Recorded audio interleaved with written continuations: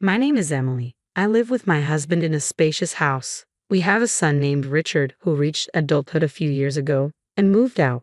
Initially, I felt lonely without him, but I've since adjusted. Still, it always brightens my day when he calls to say he's coming home. One day, Richard called to tell us he was visiting and had someone special to introduce. From the moment we heard this, my husband and I were filled with excitement. Before noon, Richard arrived with a lovely woman by his side. Although I had an inkling from his words, I never truly expected him to bring someone home. My son, beaming with pride, introduced her. Her name is Karen. Isn't she wonderful? She's my wife. I was momentarily stunned, struggling to grasp his words. After a brief pause, I asked, Richard, did you say Karen is your wife? Not your girlfriend? Richard nodded with a grin. Yes, Mom. Maybe you're going a bit deaf. I couldn't bring myself to laugh at my son's teasing. I haven't heard about you getting married. Did you know about this? I asked my husband. He shook his head, equally puzzled. No, I didn't hear anything either. We both turned to Richard, seeking an explanation. With a proud smile, he said, That's why I came to announce our marriage registration today. By the way, we had a grand wedding in Bali with our friends. We were speechless. Richard, oblivious to our stunned reaction, continued to rave about the wonderful wedding in Bali. My head began to ache, and I carefully asked, You've already registered and had the wedding. Why weren't we invited? Karen, who had been silent until now, spoke up. Do we need to invite strangers? I was taken aback by her words. She continued calmly, Isn't it a waste of money? I couldn't hold back my emotions. No, we are Richard's parents, I said, my voice trembling. Karen seemed unconvinced and said with a dissatisfied look, But you're strangers to me. I was taken aback and fell silent. My son must have finally noticed the tension in the room and hurriedly explained, Karen has no parents or siblings. It would have been sad if she was the only one without family at the wedding. That's why I didn't invite you guys.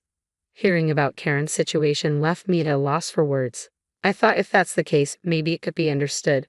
Of course, I wasn't entirely satisfied, but I told myself it was too late since the wedding was already over. After the newlyweds left, I confided in my husband. I wonder if those two will be okay. He shared my concern but said, It's their decision. They're already married. All we can do is watch over them.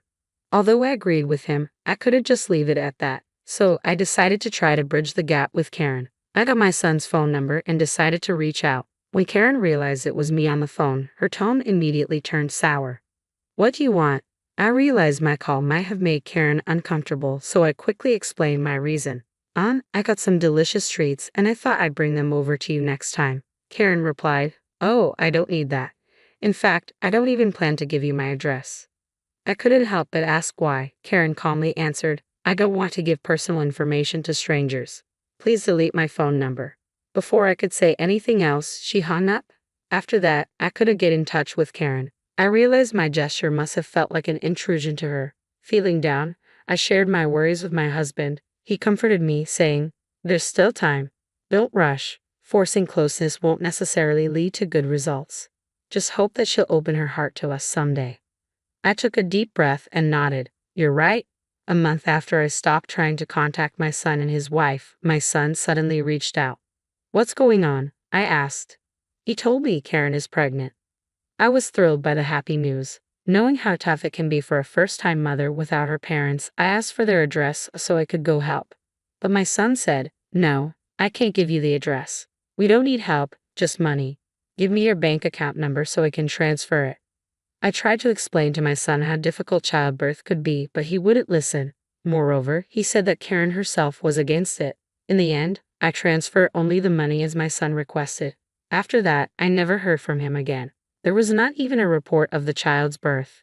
A year passed, and despite my attempts to call, I eventually couldn't reach him at all. It seemed my son no longer thought of us as family. Even if I wanted to confirm it, there was no way to get in touch. Feeling helpless, I went to the local supermarket one day and met a familiar face. At first, I didn't recognize him, but when he called out to me, I realized who he was. It's been a long time. Do you remember me? I'm David Johnson. Hearing the name, my memory came rushing back. He was a friend my son often brought home during high school. I didn't recognize him at first because in my mind he was still a high school student. David, you've grown up so well. I said, looking at him closely. David seemed pleased and a bit shy. Then I noticed the woman standing next to him. She wore a matching ring with David, and her belly was noticeably large. I involuntarily covered my mouth and exclaimed, "Oh my!" David nodded shyly. "This is my wife, Olivia. Our child is due in 2 months." "Olivia, is it? Congratulations." "Thank you," Olivia said, looking momentarily confused before smiling happily. After a brief exchange of pleasantries, we parted ways quickly, not wanting to impose on the expectant mother. 2 months later, I received an email from David. We had exchanged contact information during our reunion because he wanted to share the news of the birth. The email included a photo of their newborn baby, a truly adorable little one. As I looked at the picture, I couldn't help but imagine what it would be like if it were my own grandchild. I looked at the photo of the baby, someone I had never met, and found myself shedding a few tears. I emailed David, offering to send a gift to celebrate the occasion. Shortly after, a flustered David called me. "I didn't reach out with that intention, so please don't trouble yourself." I couldn't help but chuckle at David's apologetic tone. "That's not it. I just want to celebrate, since I can't do anything for my own grandchild." There was a pause on the other end before David asked, "Something happened with Richard, didn't it?" I remained silent, and David continued. "I was hesitant to tell you, but actually," he revealed a shocking story. Olivia was originally Richard's girlfriend. Richard had chosen another woman and unceremoniously dumped Olivia. That woman was Karen. Olivia was devastated after being abandoned by Richard, and I couldn't leave her to deal with it alone. I tried to convince Richard to make things right, but he wouldn't listen. Eventually, I gave up and ended our friendship. David's story ended there. At that moment, I felt a deep sense of anger toward both my son and Karen, despite being my own child. I also realized that my actions had unintentionally reminded Olivia of her painful past. Even though I wasn't aware of it, I had caused her distress. She likely didn't want to see Richard's mother. "I'm truly sorry for mentioning that I wanted to celebrate," I apologized. David quickly reassured me. "You don't need to apologize, Mrs. Smith. Olivia doesn't mind. She was the one who wanted to send the baby's picture. Please don't worry about it." Their kindness only made me feel more guilty. David then added, "I just don't want Olivia to have anything to do with Richard and his wife ever again." I agreed wholeheartedly. "I'll do whatever I can to help, even if it might not be much." I also shared with David the strained relationship I had with my son and his wife. David was visibly shocked by Richard's recent behavior. We quickly shifted the conversation to lighter topics before ending the call. I relayed everything I had learned from David to my husband. I then told him that from now on, I would consider Richard and his family as strangers. My husband agreed. "At least we can take a breather." I glanced around the room, where most of the unpacking was complete, and nodded. "Our new life begins here today." The house we had lived in felt too large for just the two of us.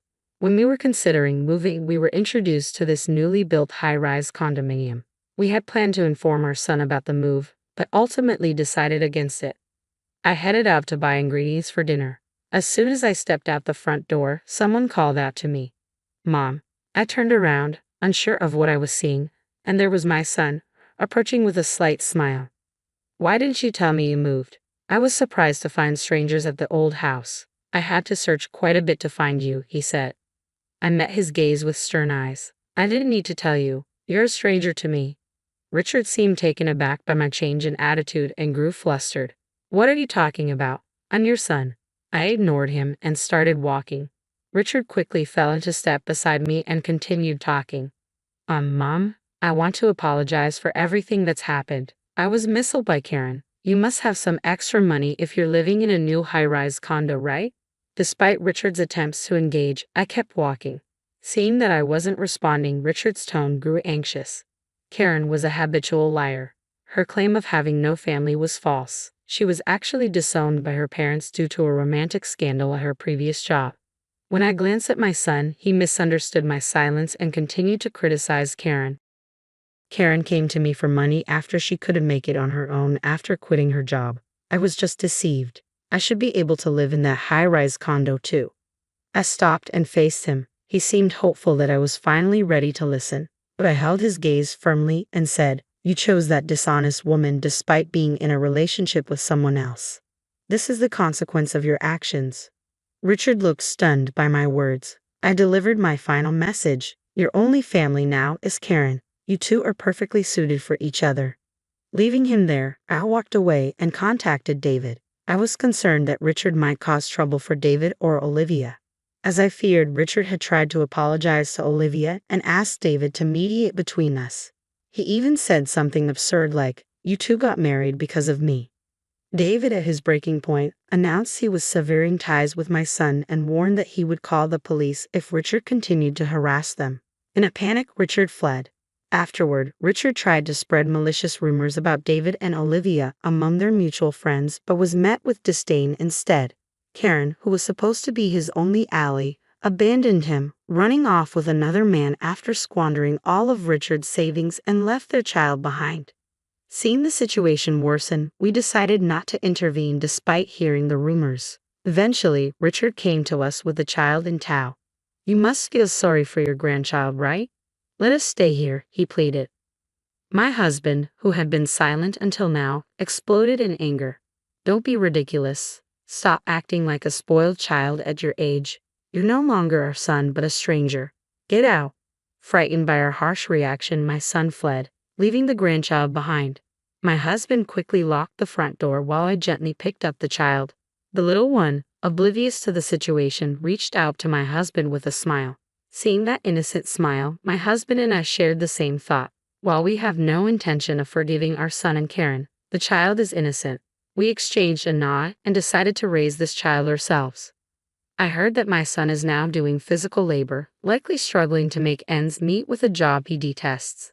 Despite his hardships, he hasn't tried to come back home, though even if he did, the outcome would be the same. My husband and I are fully occupied with caring for our grandchild. Although raising a child at our age is challenging, the child's smile gives us the strength to keep going. For tasks that are too difficult, we rely on the help of David and his wife, for which we are deeply grateful. It seems that a leisurely retirement is still a distant dream, but for now, I want to savor the time with my husband and grandchild.